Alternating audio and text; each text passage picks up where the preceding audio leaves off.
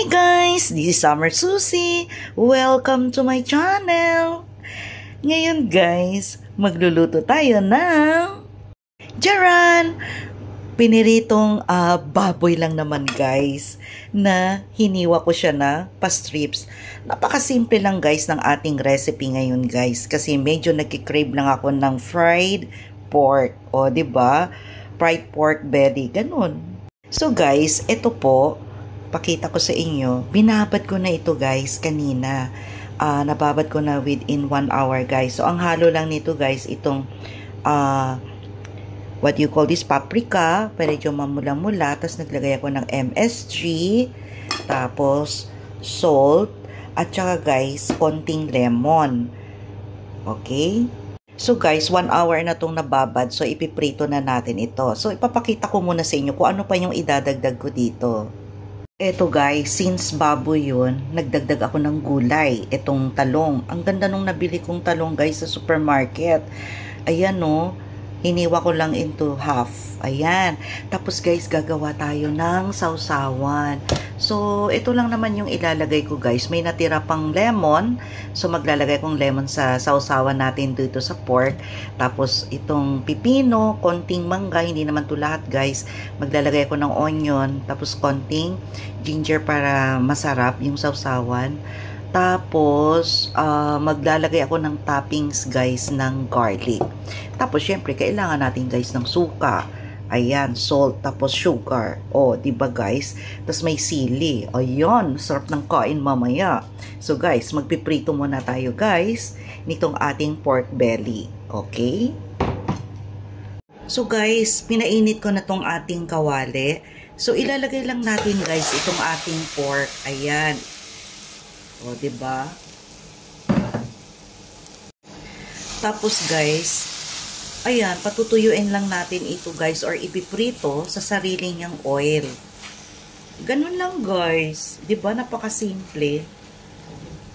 Ayoko kasi yung may mga toyo, suka na ihahalo. Gusto ko na talagang as in prito pero manamnam. So, hayaan lang natin ito guys. Tatakpang ko lang siya. So, siguro, i-check natin ito every like 15 minutes. Ayan guys. Ayan. Nadikit-dikit na siya, guys. Another 15 minutes more, guys. So, after 15 minutes, again, guys, yan ay itsura niya. Ayan, after 15 minutes more. So, guys, eto na siya, guys. After 45 minutes, ito yung gusto kong ma-achieve, guys, sa ating pork belly. O, diba, guys? Ganun lang. Ay ko yung sobrang, guys, yung pulang-pula kasi matigas na yung kainin. Gusto ko yung medyo malambot-lambot at crunchy. O, diba, guys? So, eto naman, guys, yung ating ensalada, yung sausawan. So, ayan, may mango, nilagay tayo, tapos ayan onion, tapos pipino, tapos konting sili, ayan, tapos yung ginger, ayan lang guys. Tapos guys, lalagyan na natin ito ng lemon, ayan, konti lang guys kasi magdadagdag pa tayo ng suka dito. Ayan guys, so hahaluin lang ito. Ayan, naglagay muna ako guys ng sugar, konti lang para maglaban ng asim, tamis at saka alat. O yan, tapos ayan guys, konting betchin, konti lang asin, ayan, yan. Tapos yan, suka na guys. O, diba? Tapos ayan, haluin na natin. Yan, ang sarap nito guys, promise. Meron ka ng vegetable, tapos may sausawan ka ba? Wala nga lang ito guys, kamatis, pero okay lang. Okay na rin guys, kahit wala.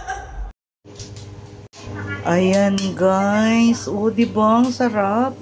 So, ang sarap itong sausawan, talong at saka yung pritong baboy na maliit. O diba?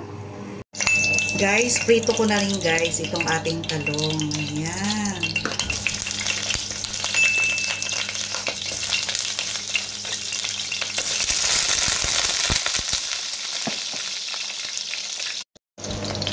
Yan guys, baliktarin na natin. Ayan, brown na. So guys, luto na yung ating talong. Ayan, ilalagay na natin dito sa pinggan na may tissue. Para sipsipin din niya guys yung oil na sinipsip ng talong. Ayan. O diba guys, simple lang. Ganyan lang guys, prito lang. It's a lazy day today, kaya ganito na yung ulam ko. So guys, ito na yung ating recipe for today. Ito guys, piniritong pork belly. Ayan, tas nilagyan ko ng garnish na onion. Tapos guys, itong ating pritong talong. And then, yung ating sausawan. O, diba guys?